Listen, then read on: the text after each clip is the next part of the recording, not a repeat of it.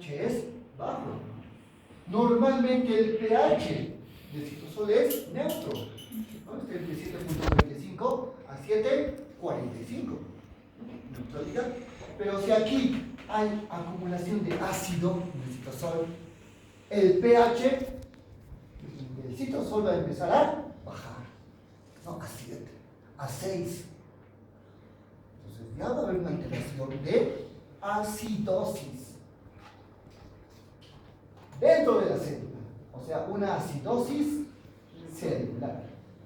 Aquí no estamos hablando de acidosis respiratoria o metabólica, ¿no? Eso es sistémico. Estamos hablando a nivel de la célula. Ahora bien, pH bajo, ácido. Va a haber, además, disminución de ATP. ¿Cómo se denomina esa disminución de ATP? ¿Alguien sabe cuál es el término? ¿Alguien ha leído? ¿Ha visto la presentación? ¿Cómo se denomina ese descenso de ATP? A ese desgaste de ATP. ¿Bien? ¿Nadie ha leído? Tienen que leer este libro. No, no es fermentación. Depresión de ATP. Eso, depresión de ATP.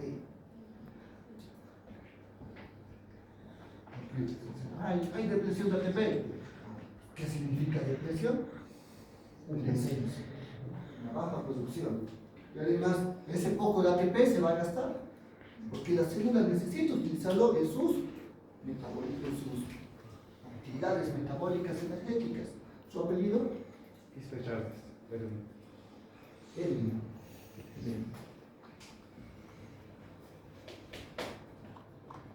Hay poco ATP.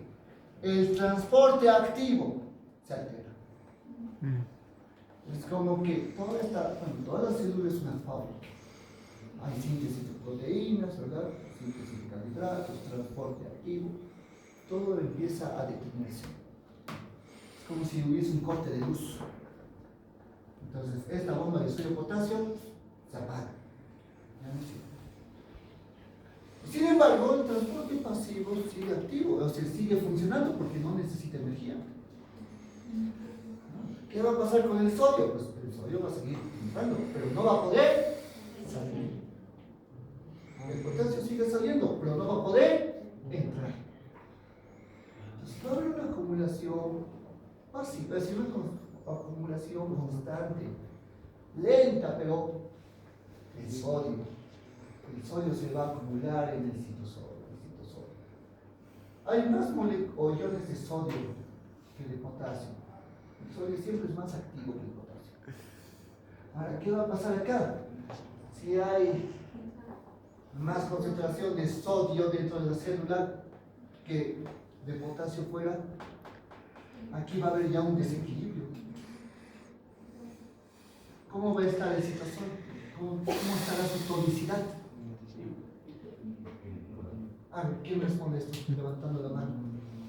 Estaría matizado. No, tonicidad. Lo que es hiperosmolaridad. Eso. Bueno, hiperosmolaridad ya. O hiperosmolar. La concentración va a estar elevada dentro de la célula porque está acumulando sodio. Y esto va a alterar la osmosis. ¿Ha venido? Plata.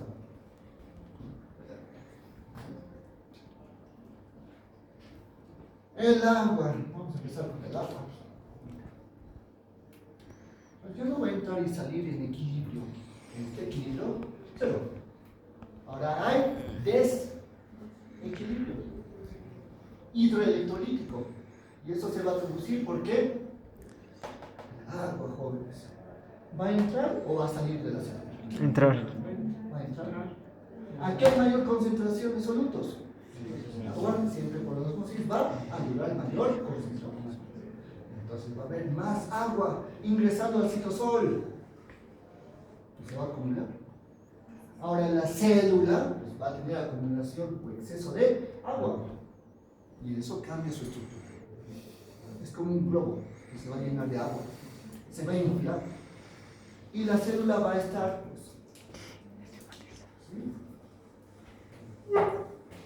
grande, hinchada. A eso, pues el día de ayer me acuerdo que has dicho, ¿cómo se llama? Edema celular. Sí, edema solar. No, no, edema solar. Las células sanguíneas se llamaría crenación. Había una bibliografía, otra. Eso son clavecitos. Edema celular es un término, bueno, no sé si es aceptado, porque edema es una acumulación de líquido intersticial. Y el término de edema contradice a lo que sea dentro del célula. Más bien es tumefacción. Tumefacción es algo sinónimo de edema.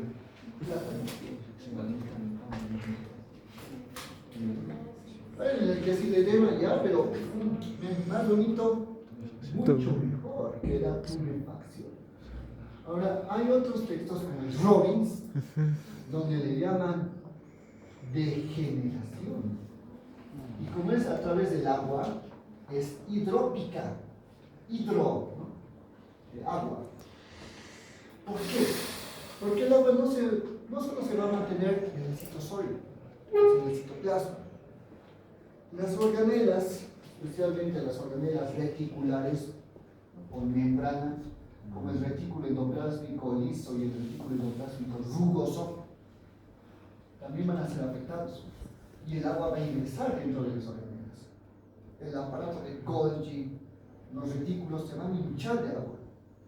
Por eso va a haber una degeneración completa de todas las células y sus organelas.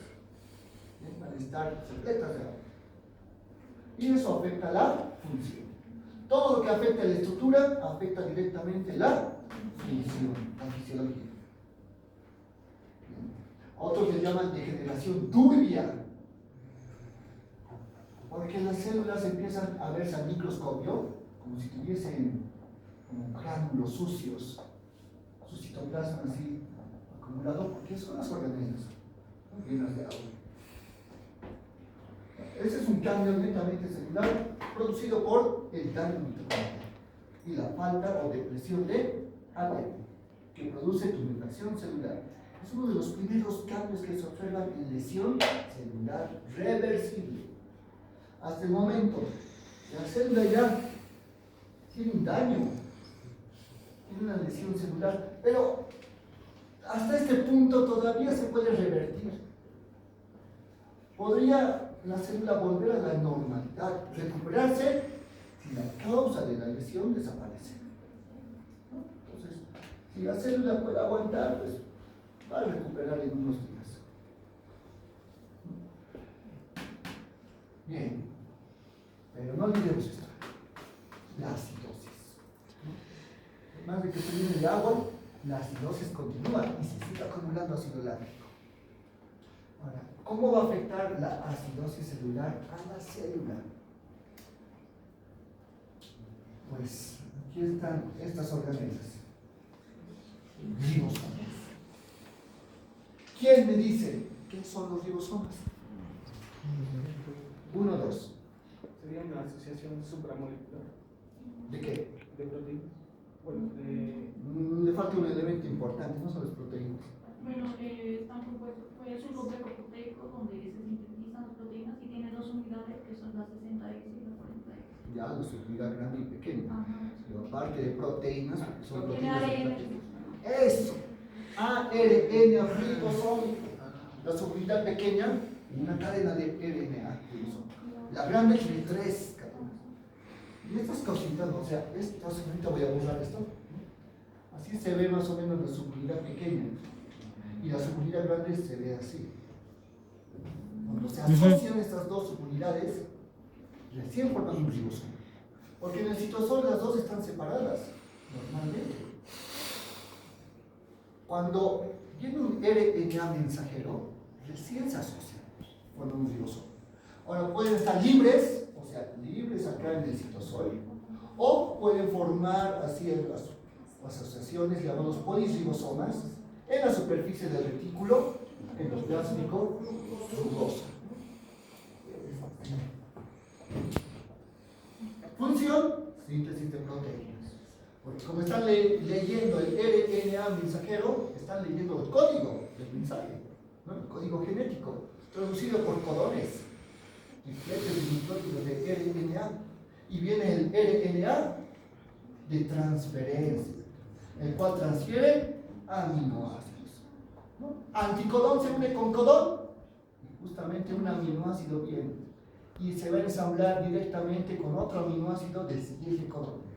O sea que la secuencia de codones es la secuencia de aminoácidos. Y así se forman cadenas peptídicas, que van a formar después, por su longitud, proteínas. Toda es instrucción genética. Pero los ribosomas son los que hacen este trabajo, o sea, hacen traducción, están traduciendo el mensaje para formar proteínas, traducción proteica. Ahora, ¿cómo afecta la acidosis celular a los ribosomas? Pues provocando desprendimiento de ribosomas. Si esos ribosomas están adheridos al retículo endoplasmico rugoso, como si fuesen unas bolitas o mosquitas, digamos, moscas, van a caer como moscas, así, los ribosomas. Ya no van a estar adheridos y ya no van a cumplir su función de síntesis proteica. Entonces, esto afecta directamente pues, a esa función metabólica, a la síntesis de proteínas. Exacto, va a haber una menosíntesis. La síntesis de proteínas se va a reducir hasta desaparecer por completo. Va a haber todavía síntesis de algunos ribosomas, ¿no?, que estén en el citosol, pero esos van a ser después afectados por mayor acidosis. La síntesis, la fábrica de proteínas en la célula se apaga. Ya no se van a producir ni proteínas estructurales ni funcionales. Además, recuerden que el citoesqueleto está formado por proteínas. ¿Quién me dice cuáles son las proteínas que forman el citoesqueleto? Microtúbulos y microfilamentos. Ya, esos son los filamentos. ¿Cuáles serían las proteínas de los La microtúbulos? tubulina, Tubulinas. ¿Y los microfilamentos? Actinas. ¿No? Tubulinas, actinas, desmina de los filamentos intermedios, bimentina, queratina, citoqueratina, citonoqueratina y demás. Roque, estoy acordando de sus nombres. Peñafiel, ¿no? Ajá. Todos los elementos proteicos ya no se van a producir y el citoesqueleto se detiene, ya no se va a fabricar. Además que ese citoesqueleto que da forma a la célula necesita fabricarse porque la célula está tumefacta. Como ya no se va a fabricar más proteínas del citoesqueleto, la célula se empieza a deformar y van a empezar a salir vesículas. O sea, porque como sigue acumulando agua y no hay citoesqueleto que se esté formando por la síntesis proteica, la membrana celular empieza a deformarse y aparecen como ampollas, ¿no?, vesículas de membrana llenas de agua. Entonces la célula se sigue hinchando y ya va a perder esa capacidad de hincharse más. Ya va a estar a punto de reventar. Bien, síntesis proteica disminuida. Ahora pasamos a el calcio. La acidosis celular, si seguimos con esto, la misma hipoxia, hacen que la permeabilidad de membrana se altere. Permeabilidad alterada. Ya no es una permeabilidad selectiva como la normal. Al estar más permeable, deja entrar más agua, ¿verdad?, por la osmosis, pero al mismo tiempo empieza a dejar ya entrar otras moléculas que no deberían entrar, especialmente iones de calcio. Entonces va a haber aumento de la concentración de calcio intracelular. Ahora, hay dos organelas que almacenan calcio dentro de la célula. La mitocondria. ¿Y esos son, ¿no? no, mitocondria es una. vesícula plasmática lisa. Exacto. La mitocondria está dañada. ¿no? Tiene un daño funcional. Gracias a ese daño empieza también a liberar calcio. No es mucho calcio que tenga, pero lo poco que tiene empieza a salir. Pero donde más calcio se va liberando es el retículo endoplásmico liso. Pues ahí tenemos 3 fuentes de calcio. Ahora, el aumento de calcio se vuelve tóxico para la célula. ¿Quién ha dicho mitocondria? Santalla. Santana. Y Roque, del libro endoplásmico liso.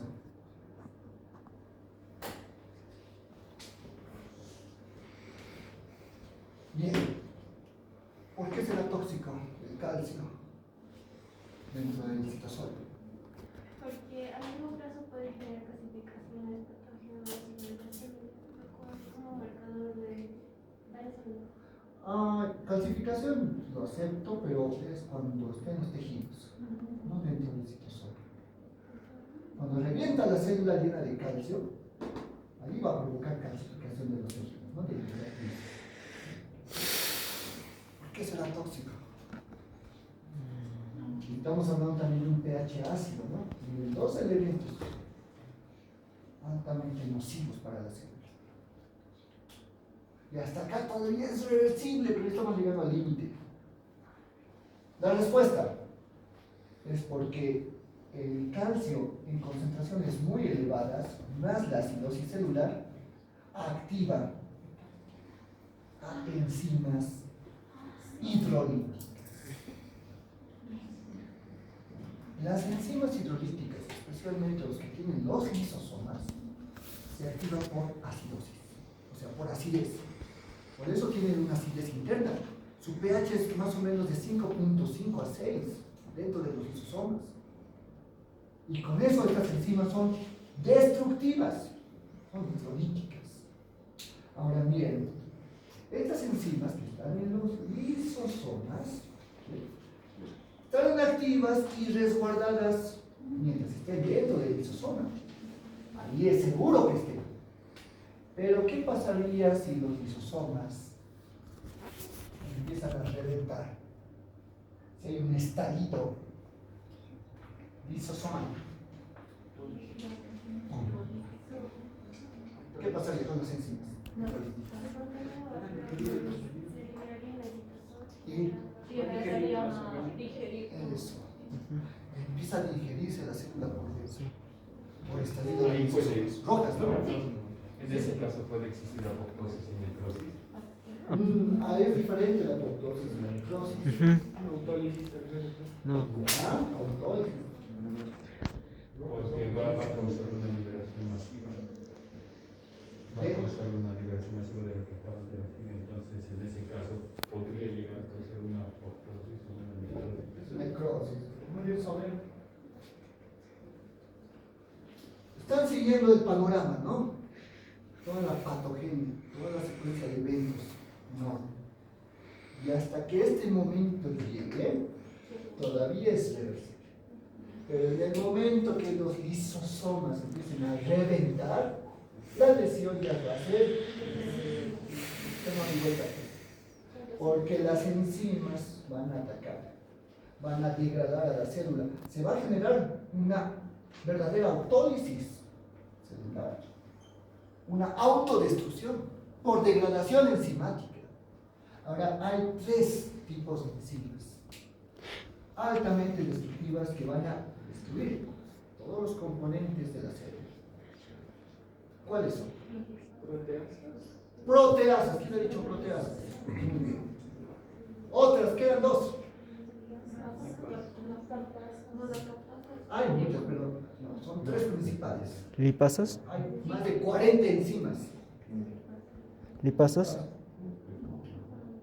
¿Qué tiene pues en la membrana celular? ¿Fosfolipasas? Fosfolípidos. Y la enzima que degrada fosfolípidos. ¿Fosfolipasas? Fosfolipasas. Una enzima que degrada todo tipo de proteínas. ¿No? Hay varios tipos de proteínas. Una que degrada fosfolípidos, especialmente de las membranas, de las organelas y la membrana celular. Y hay una enzima que va a degradar el material genético, o sea, los ácidos nucleicos del núcleo. Nucleasa. Endonucleasas. Endonucleasas.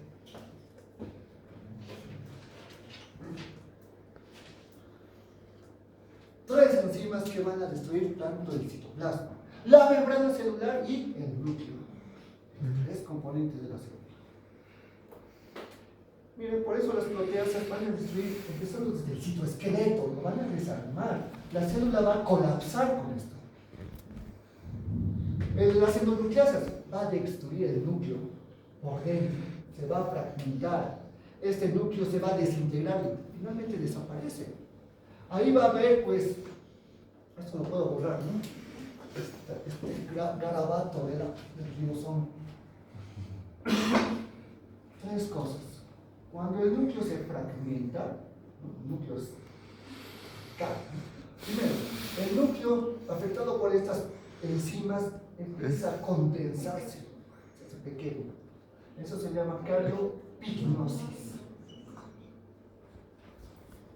Al reducirse empieza después a fragmentarse. Eso se llama cariorexis. Y finalmente, pues como se está rompiendo a pedacitos, las enzimas lo desintegran. Hay una degradación completa de los ácidos nucleicos y el núcleo desaparece. Cariólisis. Cariólisis. Destrucción nuclear. Cario es núcleo. Ahora esta célula, miren, ha perdido su estructura interna, su esqueleto, ha perdido su núcleo completamente. Sus organelas se están desintegrando por efecto de las fosfolipasas. Más lisosomas se están reventando. Y finalmente, estas fosfolipasas, como desintegran membranas, hacen que la integridad de la membrana celular reviente, se rompa. Y como la célula estaba llena de agua, con infección, las organelas igual, y el contenido es altamente tóxico. ¿Por qué? Porque presenta mucho calcio, presenta acidosis, y además presenta enzimas hidrolíticas. Todo ese contenido tóxico nocivo se libera al exterior. Aquí ha ocurrido ya una muerte patológica de la célula, una necrosis. Y como ese contenido tóxico está saliendo, esto va a causar mayor Daño. a las células vecinas. Todas las células sanas que estén adyacentes de esa célula que reventó se van a dañar por la acidosis, por las enzimas, por el calcio. Y es por eso que ese daño provocado por la necrosis provoca una respuesta inflamatoria. Hay inflamación. Y muchas células, pues, por ese daño pueden tener también lesión celular, tanto reversible o hasta irreversible. Y puede haber más necrosis, más inflamación. En la apoptosis no hay inflamación, porque las células no revientan, porque sus membranas están íntegras.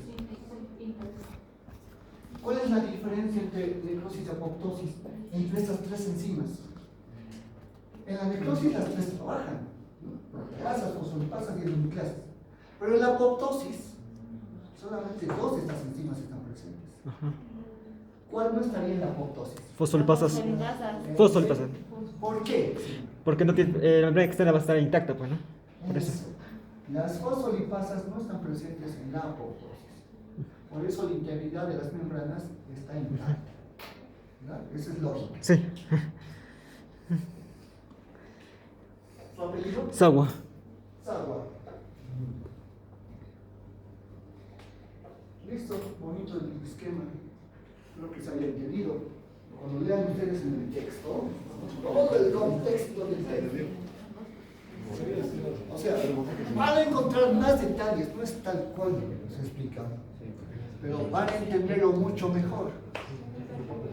En el libro está con más detalles, muchas cosas más explicadas, pero acá ya van a entender la idea en general, el panorama.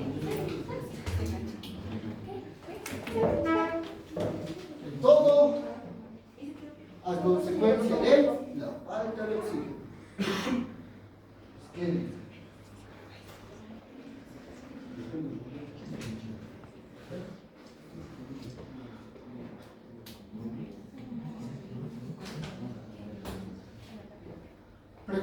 Exacto.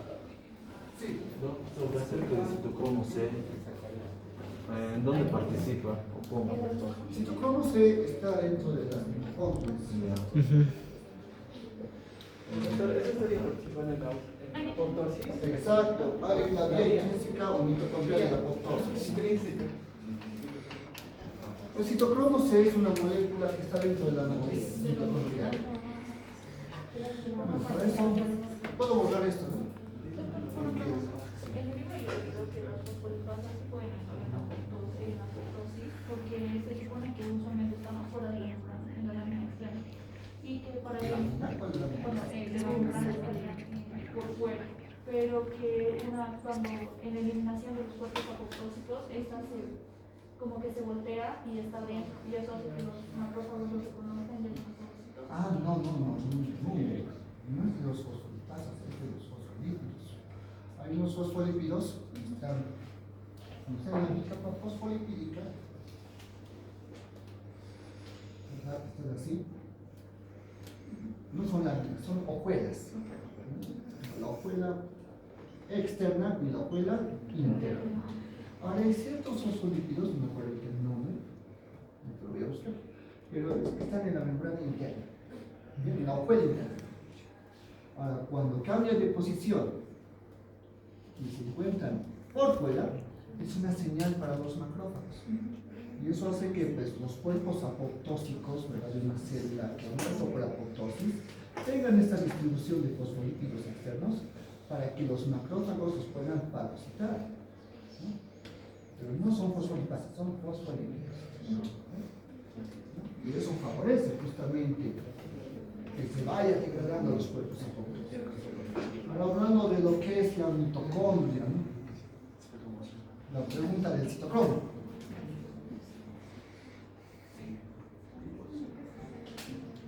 Bueno, esto está un poco por fuera de lo que hemos explicado, ¿no? Esto es apoptosis. En la membrana mitocondrial interna hay unos sensores. Estos sensores VHC son sensores que van favoreciendo a factores antiapoptósicos y proapoptósicos. ¿Okay? Aquí tenemos factores, a ver, vamos a empezar por los antiapoptósicos. Está principalmente lo que es el BCL.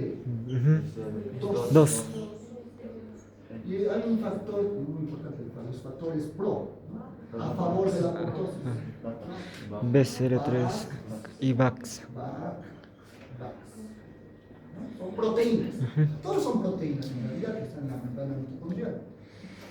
Ahora, estos factores son como puertas que pueden mantener al citocromo encerrado o permitirle su salida, su escape. ¿Bien? Ahora, ¿quién decide esto? Los sensores. ¿Bien? Es como si fuese un árbitro, y este favorece al equipo antiapoptósico o al equipo proapoptósico, a uno de los dos. Y eso depende precisamente de factores de crecimiento que tienen las células. O sea, hay receptores en la membrana de la célula que van recibiendo constantemente estímulos, y se llaman, pues, hay varios tipos de factores de crecimiento celular, y mientras estos estímulos lleguen a estos receptores, se mandan señales a estos sensores de la mitocondria para que favorezca a los factores antiapoptósicos y mantener viva la célula, encerrando, ¿no?, al citocromo C. Pero ¿qué pasa si la célula ya no recibe estos factores de crecimiento? Sus receptores ya no tienen señales. Pues entonces estos sensores van a favorecer a los factores proapoptósicos. Y estas proteínas BAC y VAX se empiezan a abrir para permitir que se vaya a escapar, pueda fugar el citocromo C. Al escaparse el citocromo C, cada una de estas moléculas se va a asociar con un factor en el citosol, un factor que es inactivo llamado APAP1, el factor de la apoptosis, el factor activador de la apoptosis. Y se va a formar una estructura así, como una florecita. Este es el APAP1 y el citocromo C, varias moléculas de citocromo C se van esta molécula se va a llamar apoptosoma. Va a iniciar la apoptosis, ¿no? La vida en principio. Y el apoptosoma empieza a activar una procaspasa. La procaspasa muere. Cuando es procaspasa es inactiva. Pero al contacto con este apoptosoma, se activa. Se fragmenta justamente donde están ¿cómo decirse? Los residuos de ácido aspartico, ¿no? Y se convierte en caspasa 9 activada. Y esta caspasa 9 activada va a hacer que la procaspasa 3 al contacto se rompa y se convierta en una caspasa 3 activada. Y esta, jóvenes, es la caspasa ejecutora. La caspasa 9 es la caspasa iniciadora y la 3 es la ejecutora. Porque gracias a esta caspasa 3 se van a activar las proteasas y las endonucleasas. Es el 3 y el 6, ¿no? La ejecutora. Y la 3 y la 6, pero es lo más importante la 3. Y la 8, Ya 10. la 9, la 8 es para la vía explícita. Para los receptores de muerte, dicen, ¿no? Ese es el FAT, el receptor de dominio de muerte. Sí, es la doctora 8. A veces por la 8. ¿Ven? No están las fosfolipasas. Solamente estas enzimas que van a degradar el citoesqueleto y por eso la célula colapsa. Se encoge en vez de agrandarse. Una diferencia notoria con lo que es la necrosis. Y pues, como se rompe el citoesqueleto, se forman las vesículas apoptósicas. El núcleo se degrada en apoptosis. Entonces, ese es el citocromo C.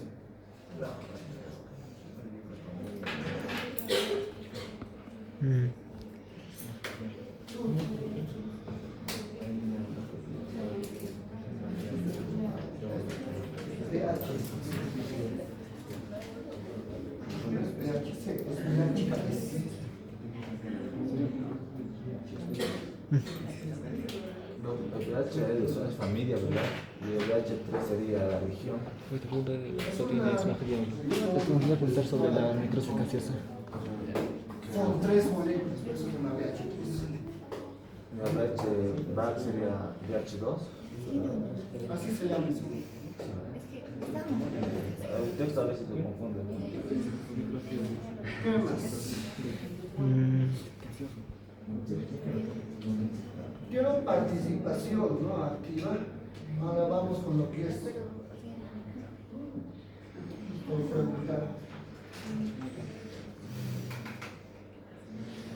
Es muy importante conocer.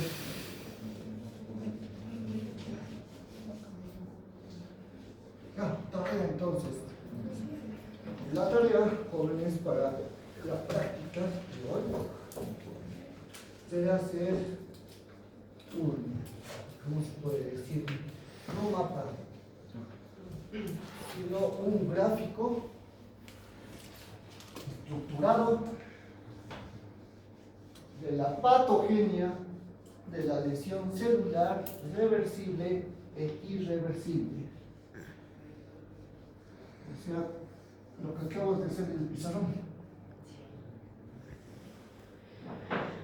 Van a hacer así en una hoja, como está en el libro, ¿verdad? Hay figuritas tan bonitas. Todo lo que es lesión celular. Palabras, no quiero que vayan copiando, ¿no? Sino palabras claves, con flechitas, si vayan señalizando, en orden, todo lo que pasa con la célula, desde el momento del daño, donde se pierde la homeostasis, hasta el momento de la muerte por necrosis. Solo hasta necrosis. Todavía no vamos a tocar el punto de apoptosis, que viene más adelante. Eso van a presentar. Esta tarea entonces va a estar activa por una semana. El tiempo más suficiente para hacer, subir y demás, para que después no tengan pretextos, excusas, que está mal en plataforma, que no entro, que no correo, que bla bla bla. Los gráficos solo te dicen el motivo, no puede ver una breve explicación. ¿verdad? Yo quiero que se note bien. Ahora, si quieren poner una breve explicación, que sea breve. O sea, mientras menos palabras, más simple es mucho mejor. Aquí hay una tarea de ustedes que dice que elabora un ensayo de patología donde se identifique la importancia de su funcionalidad. ¿Qué es eso? Pero se presenta en 5 semanas. No se dicho. Esto Pero es sería una tarea. experimento, ¿no? Es de día.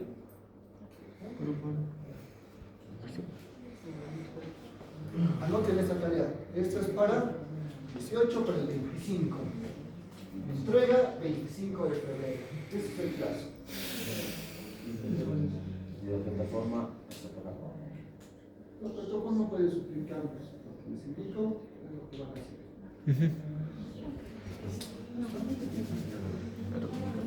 Estas cosas de tarea las hacen otros docentes de otras series. Por eso que eres patólogo.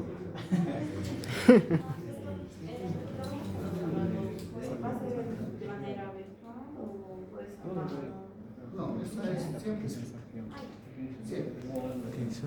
¿Por qué? Porque ustedes van a hacerlo y al hacerlo ya ¿de acuerdo? Una hojita así, por ejemplo, miren, agarran una hoja blanca, no importa el tamaño. Y hacen lo mismo que he hecho yo en la pizarra. No quiero que sea una copia exacta, hagan a su propio criterio, ¿no? Cuáles son los procesos, pueden guiarse con gráficos de internet, algo así, ¿no? Vaya explicando parte por parte qué sucede. Si quieren explicar lo que sucede, acá también lo pueden hacer. Pero en esa secuencia, En el libro sobre todo. Fácil. tiene que ser en orden. Le ponen su nombre completo, todo esto paralelo 101. Les ponen foto, nos sacan una foto panorámica, una foto de pieza completa y lo suben a la plataforma que la vean y experimenten. De la semana sería todo eso. Ahí va a estar habilitada la tarea que se hoy. La tarea es hacer un esquema de una lesión reversible y irreversible. Entonces, podríamos hacer apoptosis y la necrosis. No, hasta necrosis, hasta la muerte por necrosis. Apoptosis todavía no. No tenemos que hablar de las vías apoptóticas. Lesión. Porque la lesión celular generalmente conduce a la necrosis. Ahora, también la lesión celular, no es que sea únicamente y exclusiva de la necrosis, puede provocar también apoptosis. Debe haber ciertas condiciones. Necroptosis. ¿Quién me dice qué tipo de lesiones celulares provocan apoptosis en vez de necrosis? ¿Necroptosis? ¿Necroptosis? Hay necroptosis, sí. Sí existe. Es un tipo de mecanismo donde ambos se pueden combinar, ambas características, pero la célula va a morir. Pero yo solamente hablo de la apoptosis. Apoptosis. ¿Piroptosis? ¿Qué tipo de lesión? ¿Qué? ¿Qué tipo de lesión? Tipo de lesión, tipo de lesión. Pero ¿qué tipo? Es decir, esto es más que todo para el razonamiento. ¿Qué tipo de lesión, a ver, puede producir apoptosis? ¿Qué tipo de lesión celular? Estamos hablando de esto. ¿Alteraciones genéticas? ¿Alteraciones genéticas? Sí. ¿No apellido? Falta de nutrición. Más fuerte. Parisomania. Ah, no. Parisomnia. Sí. Hay ciertos factores.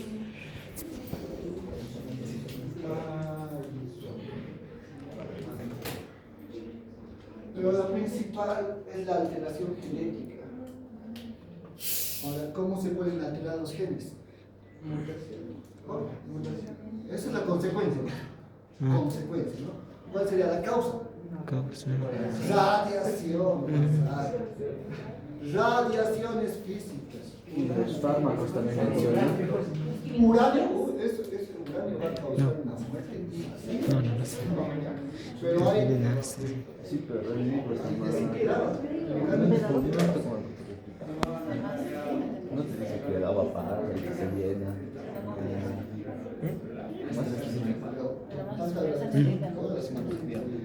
Sí, primero. Pero acá, ¿Y por qué no sabes esa manera?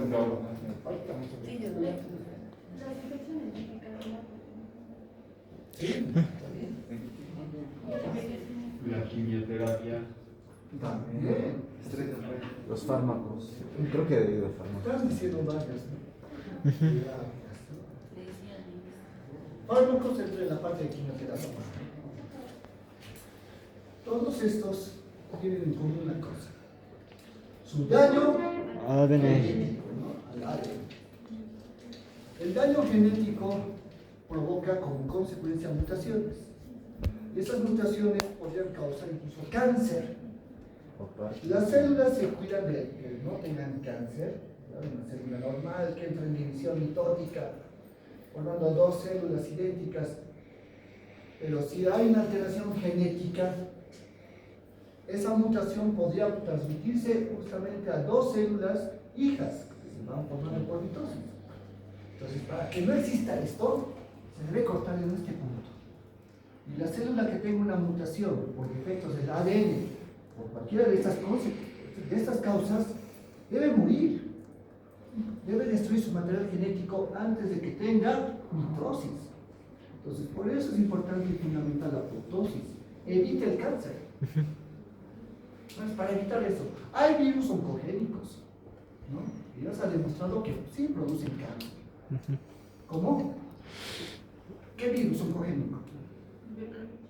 El VPH. El virus del papiloma, el virus de la hepatitis C. Sí. Ay, el virus de Epstein-Barr, los virus. La quimioterapia. La quimioterapia más bien es para prevenir, ¿no? Justamente las consecuencias de la división mitótica. Toda célula cancerígena tiene una división descontrolada, sin freno. ¿Por qué? Porque las células cancerígenas inhiben su apoptosis. Y como no muere, estas se van replicando formando más y más células cancerígenas para desarrollar la masa tumoral. Entonces, lo que hace la quimioterapia es inhibir justamente la mitosis. Y hacer que estas células, como ya no tengan mitosis, que crezcan en número. La masa tumoral se haga más pequeña. Lo malo, afecta a toda célula que tenga mitosis rápida. Toda célula que sea proliferativa, como las células de los folículos pilosos, el cabello. Por eso cuando hacen tratamiento con quimioterapia se cae el cabello, ¿no? Porque ya no hay anafase, directamente a la telofase pasan las células y el pelo, ¿no? El mismo se cae. Y la radiación. Hay radiación iónica y no iónica. La que es lesiva, la que es fatal es la radiación iónica o ionizante, donde están los elementos radioactivos. Desde el más inofensivo, o el más leve, mejor dicho, sería la radiación ultravioleta, ¿no? De los rayos del sol, hasta la radiación más nociva, que son de elementos radioactivos, como el plutonio y el uranio. El cobalto también es un elemento radioactivo, y se utiliza en radioterapia. Y su enfoque es directamente en causar tanta lesión en el núcleo, en el ADN, que la célula es obligada a morir por apoptosis. Porque si se daña el núcleo, no va a haber mitosis. Entonces la célula va a morir. Incluso si la radiación es mucho mayor, como en el caso de los elementos radioactivos, la célula se va a desintegrar.